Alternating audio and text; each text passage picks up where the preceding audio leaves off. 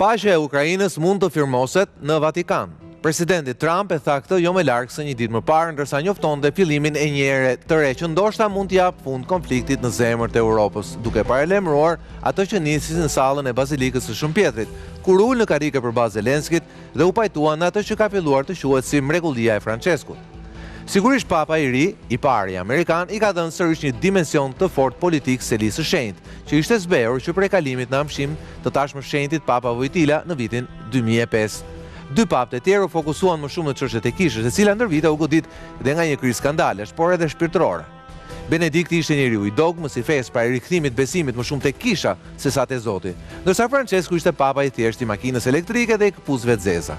Njeriu që lutej për të tjerët, por që në fund, në mënyrë kuptim plot, i kërkonte të gjithëve të luteshin për të, pra të luteshin për kishën dhe priftërinjt dhe kardinalët, gabimet e ndoshta dhe mëkatet e tyre. Por me ardhjen në krye të selisë shenjtë të kardinalit amerikan Prevost, duket se Vatikani është back to business. Ky shtet i vogël në sipërfaqe por i madh në forcë, mund mos ketë ushtri, por ka një forcë të madhe financiare. Vatikani nuk ka vetëm një pushtet shpirtëror me 1,4 miliard katolik. Vatikani është një influencë pa diskutueshme në besimin e krishterë, pavarësisht ndarjes historike në kishën e Lindjes dhe të Perëndimit, që prej vitit 1054 paradoksalisht një tjetër papë me emrin Leoni IX i kishës romane dhe patriarku Mikael i parë, që kishoruan atëherë njëri tjetrin duke zyrtarizuar një ndarje që nisi nga dogma dhe mbaroi tek gjuha e liturgjisë latine apo greke, duke shënuar kështu atë që quhet si skizma e madhe. Por shumë ujë dhe shekuj kanë rrjedhur, dhe megjithëse ndarja vazhdon, sërish tek çështja e gjuhës apo te protokolleve të brendshme kishtare, sa i përket autoritetit politik, Papa Amerikan Leoni tjetër, ai 14, riktheu shpejt tunikës së bardhë, sharmin e Papa Wojtylës, papës polak, që rrëzoi komunizmin dhe murin e Berlinit. Por sigurisht që Papa Leoni 14 duhet merret shumë edhe me punët e kishës. Hija e skandaleve nuk ka kaluar. Një kardinal u përjashtua bile para mbylljes së konklavës së fundit. Shumë kardinalë të tjerë kanë heshtur sidomos ndaj hijes së rëndë të pedofilisë. Numri besimtarëve të rinj në Perëndim është në ulje, ndoshta duke përjashtuar vetëm Suedin. Afrika është vendi ku katolicizmi ka gjetur tokë pjellore, po ku kërcënohet njëkohësisht nga aktet e terrorit. Ndërsa në Azinë e dominuar nga ekstremizmat islamik dhe ata ideologjik, si ai i Kinës, betejë për të mbrojtur besimtarët katolik është ekzistenciale. Kisha vazhdon të jetë ndarë, diku për çështjen e gjuhës dhe të liturgjisë, diku për beqarinë e prifrinjve, mes kardinalëve dëshira e progresit përplaset fort me hijen e rëndë të traditës. Dhe pas një papati të shkurtër të dogmës dhe një tjetri liberal të Franceskut, çfarë pape do të jetë Provosti? Mosha e tij relativisht e re premton me shpresë të Zotit një papat të gjatë, të cilin në lutjen e tij të parë zyrtare, Leoni e nisi me fjalët: "Martesa është një lidhje e Zotit mes një burri dhe një gruaje." Duke i dhënë kështu fund, spaku për momentin një përplasje të fortë mes prelatëve, pas qëndrimeve shumë të buta të Papa Franceskut për këtë çështje. Apo vallë ishte kjo hape një betejë apo debati të ri të fortë mes kishës katolike të kapur fort mes krizave ekzistenciale të kohës dhe katarsit të saj të brendshëm që vazhdon akoma?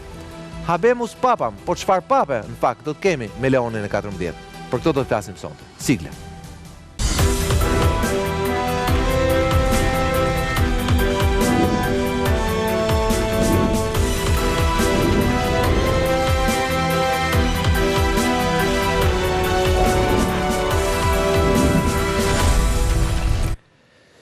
Mbrëma dhe mi se vini në Real Story për të folur për këtë temë tepër interesante për mua, po besoj edhe për shikuesit. Sot me mua janë Dom Mark Pashka, zëdhënës i Kishës Katolike. Mbrëma Mark, faleminderit që me mua sot. Mbrëma Knaqësi. Dimitro Qosja, teolog. Mbrëma profesor. Mbrëma.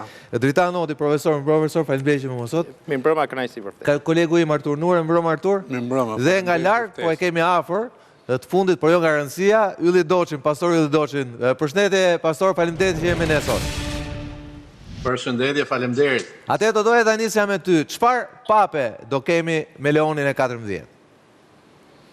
Do kemi një pap të paparashikueshëm.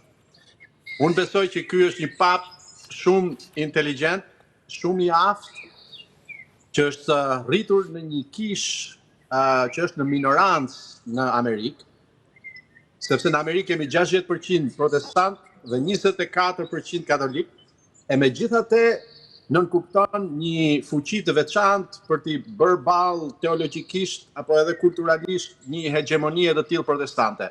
Kështu që ai, duke qenë edhe një papi urdhrit augustinian, që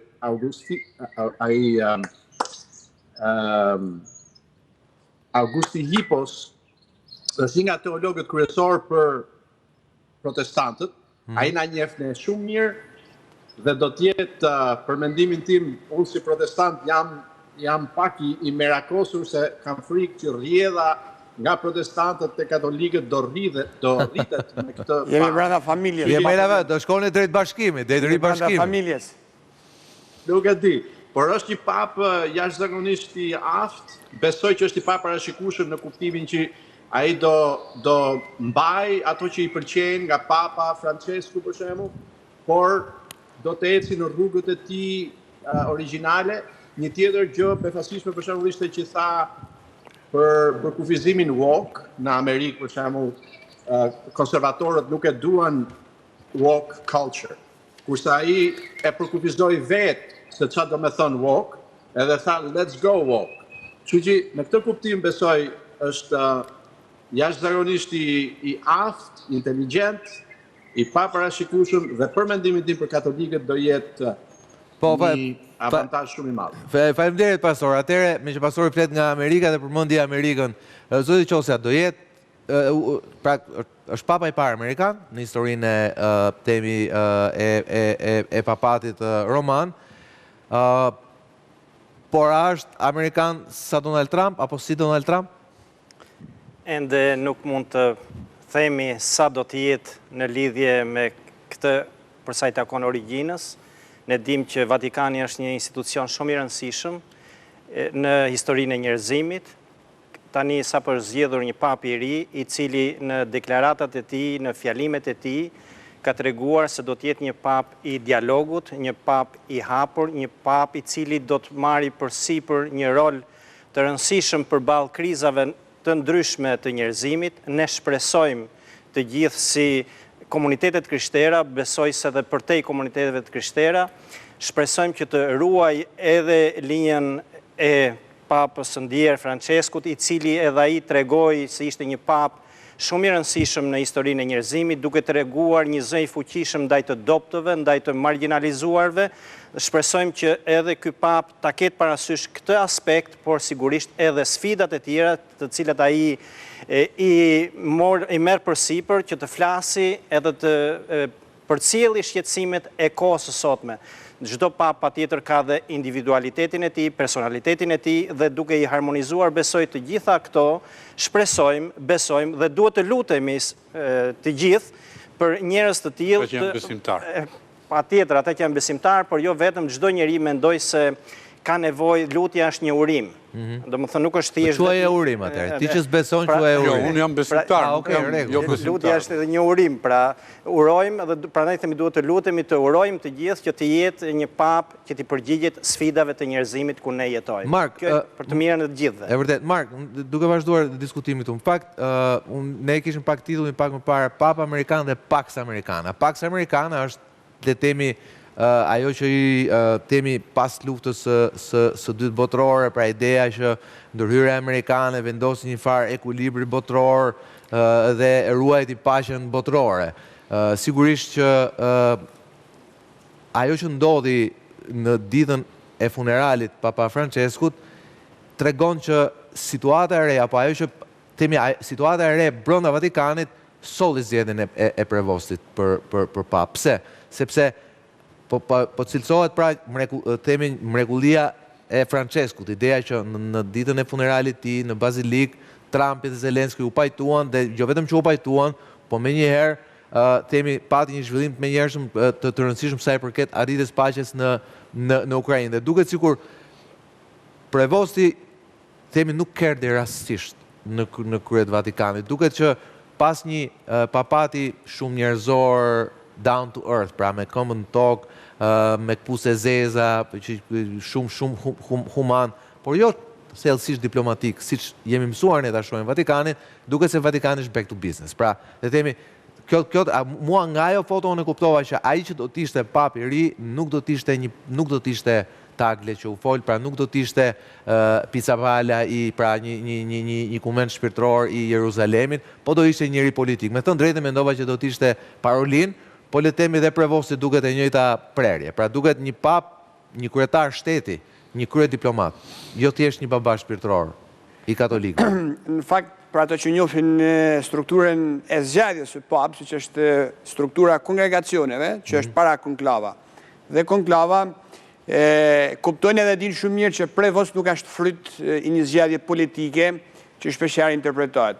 Kjo bazu tek 3 faktorë kryesor. Faktori i parë është biografia e tij universale. Kemi të bëjmë me një person që është e vërtet lind dhe rrit në Amerikë, ka shpenzu 13 vite të jetës tij në Rom, përpara si general i Augustinianëve, dhe që nga kjo pozitë ka njoftë shumë mirë të gjithë kishën universale. Pastaj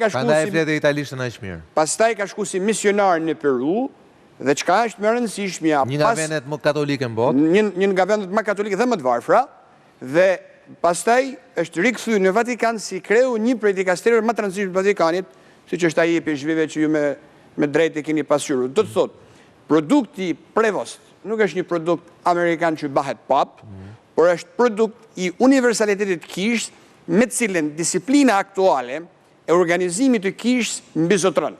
Do të thotë, nuk kemi ma një kishë përveç zhvillimit globale që është eurocentrike, do të thotë e përqendruar në Evropë, nuk kemi një kishë që ka si qëllim vetëm angazhimin politik, dhe këtë them faktin sepse në traditën e kishës angazhimi për paqen ka qenë klasik. Mjafton kujtojmë krizën e Kubës, viteve 60 mes Bashkimit Sovjetik, edhe kur Papa Gjoni 23 ndërhyri në person, in persona për të zgjidhur çështjen, dhe siç ndërhyri dhe prevosti, apo tha direkt sa u zgjodh Papa, le të vinë ta patjetër, por në këtë kontekst do të ishte shumë reduktive ta identifikonin prevostin vetëm si Pax Americana.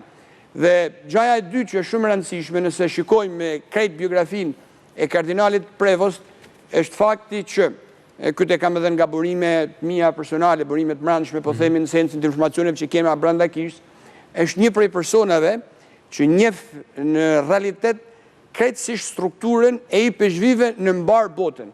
Do të thotë, ai është i aftë me të thënë kush është i peshq në Shqipëri, është i aftë me të thënë kush është i peshq në Austri, në Gjermani. Pse ka rëndësi kjo? Kjo ka rëndësi përveç strukturën e kishës, sepse brenda krishtërimit, brenda katolicizmit, po ja tani ylli, një sekond. I peshqvi është praktikisht ajo struktura bazë e funksionimit një kishe lokale, siç është kisha në Shqipëri apo në zona të caktuara. Dhe kur Silia Shenjtë, që është autoriteti suprem i cili emëron i peshqvit, vendos një peshq të caktuar në një kishë, do të thotë studion edhe karakterin e tij, do të thotë studion edhe fizionominë që do të japin kësaj kishe lokale. Një organizim shtetëror tipik. Dhe një person i tillë i zgjedhur nëse linë në Shën Pjetrit, do të thotë që ka një shikim të imasit universal. Prandaj personi i tij hodhi poshtë gjitha parashikimit, siç thatë edhe jo Parolin, jo Pizzaballa, jo Zupi, jo Tagle. Pikërisht sepse mos harrojmë, është zgjedhur. Unë kur pash foton e Trump me Zelenskin në bazilikën e Shën Pjetrit, se ka dhe një gjë. Trump i vërtet e shkeli protokollin dhe erdhi me kostumin blu të errët dhe jo me kostumin e zi. Nuk e ka, vetëm sqarim, bluja e errët është brenda protokollit të pranishëm. Ju interpretua, le të ju interpretua ashtu. Por unë besoj që nuk mund të ulej në atë sallë, në ato moment, pa miratimin e Vatikanit. Mendimi im. Besoj që ulja, apo jo Nura, ulja në sheshin e bazilikës brenda Shën Pjetrit në ato moment, po edhe një moment tjetër, për diskutuar një çështje kaq kardinale të sigurisë globale sa ç'është konflikti në zemrat e Europës, mendoj që në atë moment unë pata këtë mendim, që Papa i ardhshëm do të jetë një pap i fortë edhe politikisht. Pra, kthehemi tek po ylli dhe pastaj Nura, po ylli. Tek identiteti amerikan i Papës. Unë jam plotësisht dakord me parafolsin që ai është një pap me të vërtetë i kompletuar, me të vërtetë pa diskutim, mjafti i aftë dhe mjafti i angazhuar. Madje në mënyrë të qëllimshme, ai nuk ka folur në anglisht fare. Ai ka folur në italisht, ka folur latinisht, asnjëherë nuk ka folur. Po, sepse ju përmend shumë apo jo gjatë edhe para konklavës u përmend që duhet ishte një pap tashmë që nuk flet italisht, nuk mund të rrimë në Rom, duhet të jetë një pap që njeh italisht, nuk fol që duhet njefte latinishtën pasi ka shumë rryma teme konservatore që kërkonin rikthimin e latinishtes në brenda në liturgji, në lutje, po. Pikërisht, pra ai është një pap i përsosur në kuptimin e kompletimit të tij dhe njohjes strukturës së kishës, njohjes së teologjisë, historisë së teologjisë. Është një pap, unë po të them, mendoj ndoshta më i jashtëzakonshmi që kemi për të pa, është edhe i ri dhe besoj që do kemi shumë për të parë, dhe identiteti i tij amerikan, pavarësisht se ai në mënyrë të qëllimshme dhe me të drejtë, ashtu siç tha dhe parafolsi e zbe, sepse ai do të theksojë që është i papi i të gjithë katolikëve. Ai thekson universalitetin e kishës së tij me shumë të drejtë, por identiteti i tij katolik. Do flasim për këtë pak pjesën e dytë, se do të flasim pak çfarë do bëja ai me fen, se Papa Leoni IX i ndau të krishterët ndysh. Papa Leoni 14 do t'i bashkojë dot, po do flasim më vonë. Po trim pak te sensi politik i Vatikanit, që është edhe më interesant, më intrigues. Leoni i parë është lidhet direkt me këtë çështje politike për cilën po flet. Leoni i parë në vitin 400 i vihej përballë Alarikut që po pushtonte Romën dhe ishte papa që doli dhe siguroi paqen. Kështu që përdorimi i emrit të Leonit lidhet pikërisht edhe me këtë funksion të rëndësishëm që ka pas papa qysh të fillimet e historisë kishës. Okej, faleminderit Ylli. Sepse e solli në një pistë, simbolika e emrit tij lidhet me Leon e parë, po dhe më shumë me Leon e 13, enciklin Rerum Novarum, kur në kulmin e industrializimit, që ishte edhe first step into modernity, ai nxori ato që quhet socializimin e teknologjisë, që do të thotë prej ku lindi dhe trade unionizmi, prej ku morën trajt dhe formë dhe partit, morën trajt dhe formë dhe partit kristiane, po dhe me përmbajtje sociale në Evropën me pas luftës dy botërore, ku kombinoi elementi social dhe një lloj tradicionalizmi i vlerave fetare. Dhe në këtë kontekst, Papa Leo i 14 do t'i përmbajt sfidave të imponuar nga koha, dhe ajo që quhet koncepti promovuar nga kishta që quhet etika, pra algoritmi dhe etikra, që do thot humanizimi i inteligjencës artificiale, të cilën edhe Papa Bergoglio e ka promovuar në takimin e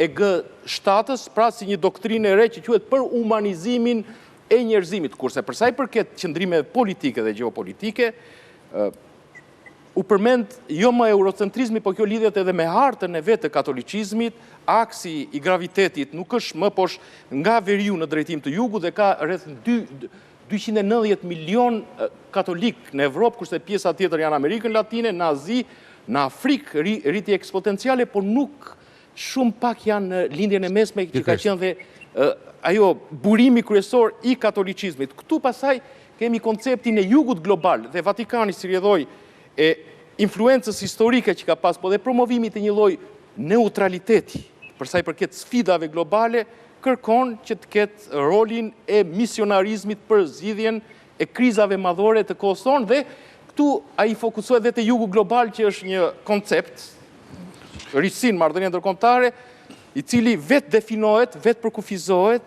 Nga BRICS-i, jo, BRICS-i është diçka tjetër, jugu global i shtrirë, po, i cili vetë përkufizohet si i barës larguar nga superfuqitë e kohës tonë. Pra, këto janë qëndrimet në nivele doktrinor përsa i përket anës sociale dhe